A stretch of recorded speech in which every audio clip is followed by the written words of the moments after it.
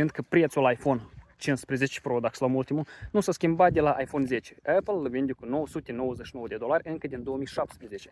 Pe când dacă luăm un model pe Android din 2017 de top, care cât costa atunci, cât costă acum, prețul sigur va fi crescut. De aceea nu iPhone-ul e scump, ci Android-ul propune modele mai ieftine. Acum și Apple ce drept oferă iPhone SE de generația a doua, dar acolo și eu sunt de acord că e o fignia polnă. Îmi scrieți în comentarii ce credeți voi în legătură cu această idee. Totuși, iPhone-ul nu e scump, ci pur și simplu Apple vinde doar sau în mare parte modele de top. Sau iarăși, scumpi pentru cei care nu au bani, pentru că de obicei cei care au bani își cumpără telefonul și nu scriu genul de comentarii. Și încă ceva ce am uitat să adaug în acel video. Un Android poate fi mai ieftin decât un iPhone la vreo 3-4 luni, chiar și jumătate de an după prezentare. Și aici nu producătorii pe Android sunt într-atât de buni încât îți fac reduceri la telefoane și le vând mai ieftin, ci piața își face rolul. Fiindcă un iPhone este întrebat pe orice piață în mare parte și ele se vând cu același preț anul împrejur.